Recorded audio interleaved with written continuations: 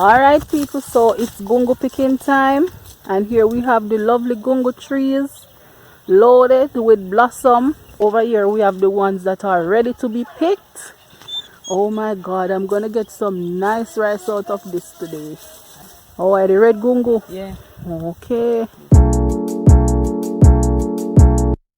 Wagwan everybody, welcome back to another video from Dana's Delight JA. Today I am showing you how I make my gungo peas and rice. So let's get right into it. This is what the gungo looks like in the pod before I remove them from the pod. I have some here that I started removing already. I'm gonna remove the remainder. And what us Jamaicans call the gungo is what other nationalities may call the pigeon peas. These are nice and soft and easy to cook, and there are also dry gungo, and it's just the ones that have been on the tree a little longer or they stay there for a while. They are still good, only they take a little while longer to cook.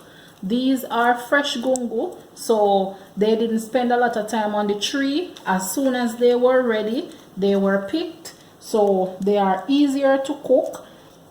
If dry gungo is the only one that you can get where you are located at, I would recommend that you soak them overnight in water and put a piece of thyme, garlic and pimento seed, and that will help to soften the peas, and the water will soak it and it will become a little softer and easier to cook, and that is recommended for the dry ones.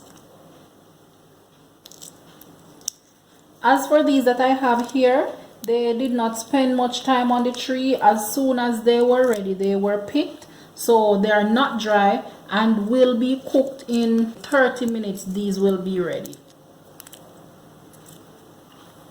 I am now going to wash these and get rid of any dirt or any unwanted elements from it. They look so nice and rich and red. Okay, so what I have here is 1.5 cup of gungo. And I am going to add to this 2 cups of coconut milk and 1 cup of water. Okay, so I have my gungo here, and this amount is 1.5 cup of gungo, and I added 2 cups of coconut milk and 1 cup of water to it. And the gungo has a very strong essence, so cooking it with the coconut milk instead of just adding water will infuse the coconut and the gungo together and give you a better flavor. And to this I am also adding a piece of fresh thyme and 2 cloves of garlic and also about 6 pimento seed. I am also adding a teaspoon of salt to add a little flavor to it as well, to cook the gungo with flavor. I will now cover this and leave it to cook for 30 minutes and this will be ready. Wow, my gungo is now ready and it looks amazing. So just let me tell you, there are 2 types of gungo, and the one that I have here, this is the red one. And when we mix the coconut milk with this color gungo, it gives it this bright color, almost like a lavender color. So I am now going to add 2 more cups of coconut milk to my cooked gungo, and I'm going to reseason the water with some butter. This is 2 teaspoons of butter, some more fresh thyme, some fresh scallion or green onions chopped. I'm adding 1 whole scotch bonnet pepper, 1 tablespoon of brown sugar, not too much because you don't want it to be sweet, you're just adding flavor, and an additional amount of salt to taste, and you'll add the salt according to your dietary needs.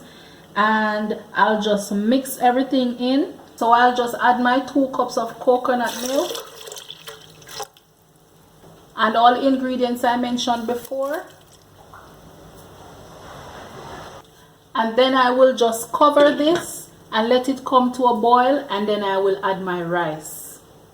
Alright, so in the meantime I washed my rice, and this is 2 pounds of rice. What I did, I washed my rice, and ensure that you wash your rice at least 2 to 3 times to get rid of some of the starch. The more you wash your rice, or the longer you wash your rice, is the more starch you get out of it.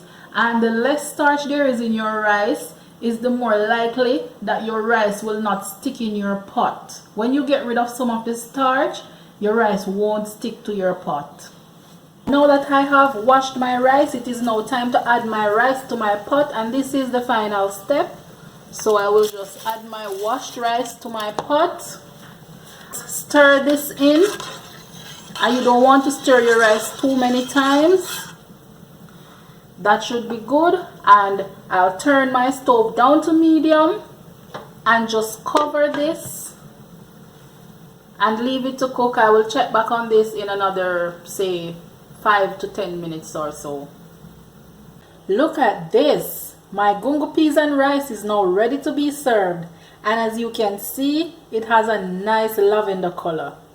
And you can have this with any protein of your choice.